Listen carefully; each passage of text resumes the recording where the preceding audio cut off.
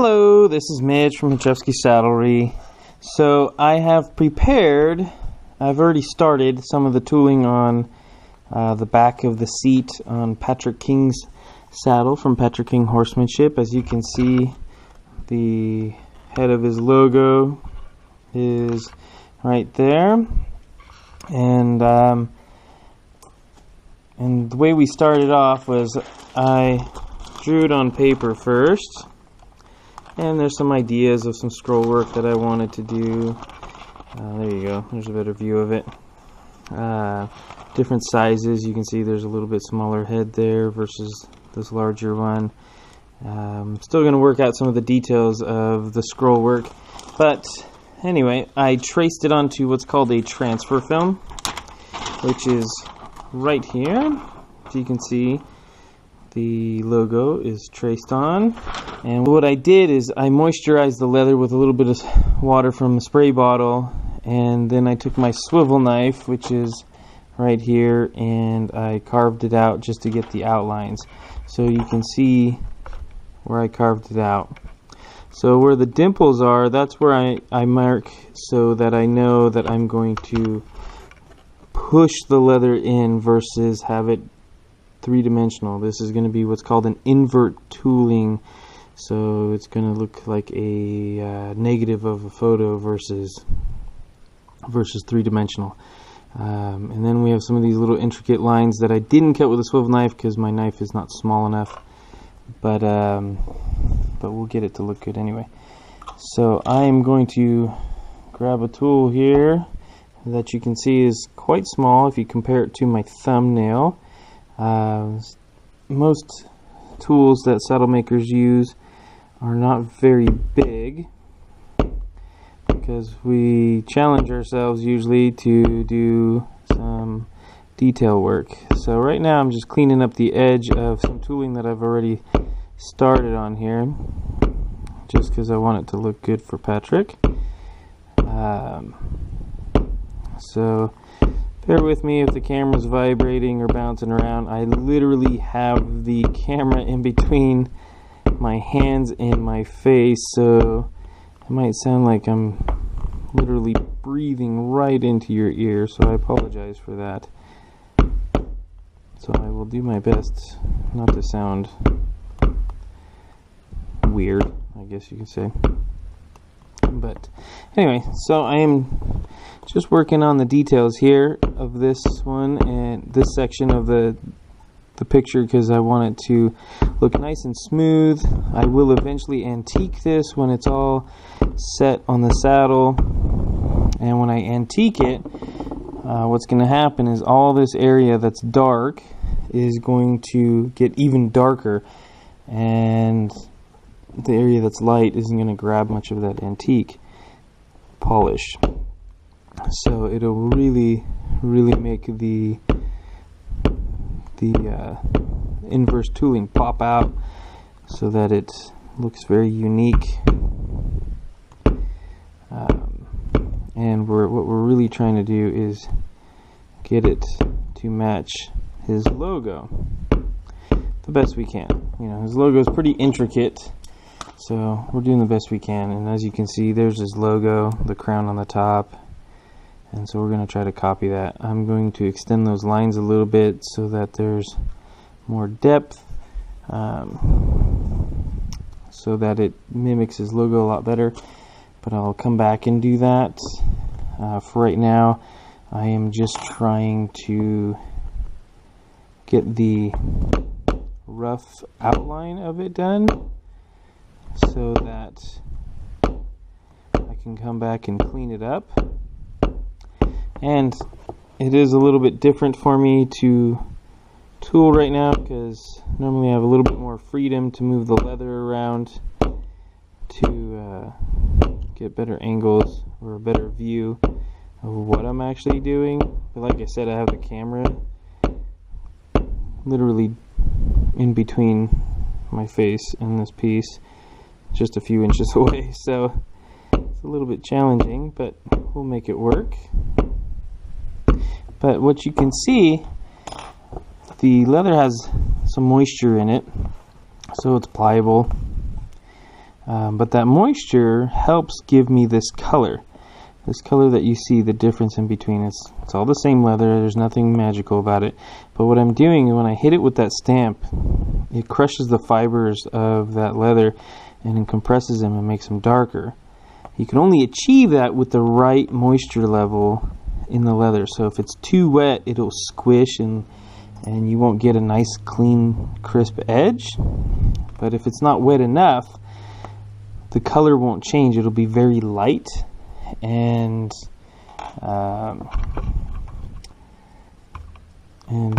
not last for a very long time. So you can see how light that one is versus, so right there it's kind of light versus how dark it is there. So that could be because I hit it kind of light or there's not enough moisture. So we'll test it out. If I need to add moisture, no problem. Just because, oh, we got some moisture in there. But if I didn't have enough moisture, there's no problem. I could give it a little spritz with my spray bottle, and it'll work just fine to add some moisture in there to get that right color. Especially if you're not antiquing a saddle, it really helps to have the right moisture to make that leather pop and the artwork just stand out. It does look phenomenal, especially when you're doing stuff like flowers. Ideally, this is the harder section of the saddle to tool because you can see it's not laying flat on there. So sometimes you can accommodate that by adding a weight.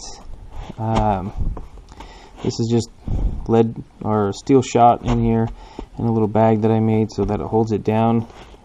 Sometimes you can do that. Sometimes you can just rest your arms on it.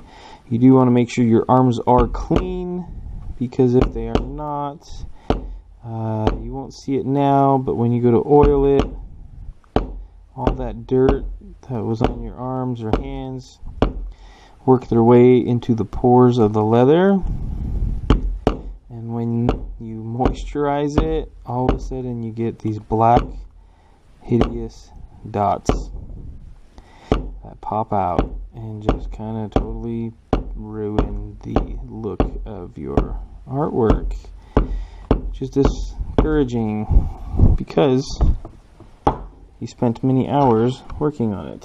So I'm going to flip this over just so I can see that line a little bit better. So hopefully it's still in camera shot. That way I don't crush any part that shouldn't be crushed down, so that I can keep that detail of the logo. And this isn't a very fast process. It's not quite an exciting process, especially if you don't have the patience to sit for a while and do this, because it will sometimes, a little picture like this can take, a good hour to finish up. So don't worry, I won't force you guys to sit here and watch this whole thing get unveiled, but I just wanted to give you guys a little sample of what I do and how much detail goes into tooling the saddle. So you can see right here the leather's pushed down, so that's where you're going to get that inverse look. So you'll get like the silhouette looking tooling. And I'm probably going to trade tools here, the one with the little sharper point. It has the same pattern on the stamp as this one does, as you can see. I don't know if you can get that detail in there, but there's the same pattern. They just have a different shape to it, and that shape is so that I can work into those corners. And then I have an even smaller one to get into those really, really tight spots. So let me just finish this section, and I'm going to put my weight down here because that piece is wanting to bounce around, and when you get some bounce, it just doesn't necessarily always want to stamp consistent. So we want it to be as consistent as possible. So I'm going to just work that corner and work my way up in here a little bit. want a lot of bumps and ridges because I want it to look like it's a silhouette that's nice and smooth, because I want it to mimic his logo. So his logo has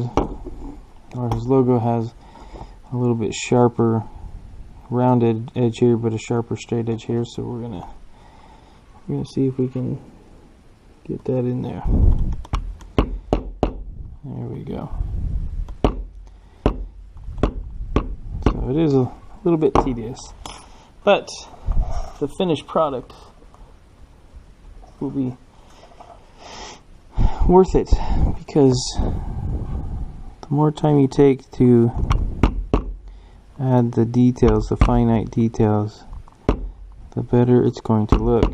I can rush this and get the gist of the picture down, but it just won't look as nice. So anyway, so there's some work done.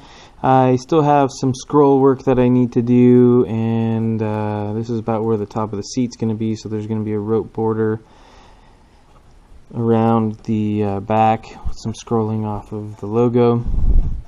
And so stay tuned, and I'll show you guys in the next video what it looks like when it's all done and tooled, and then I will also show you guys how I put it back onto the back of the seat.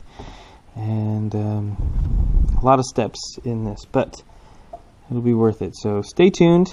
If you guys have any questions, please leave a comment and I will answer them as fast as I can.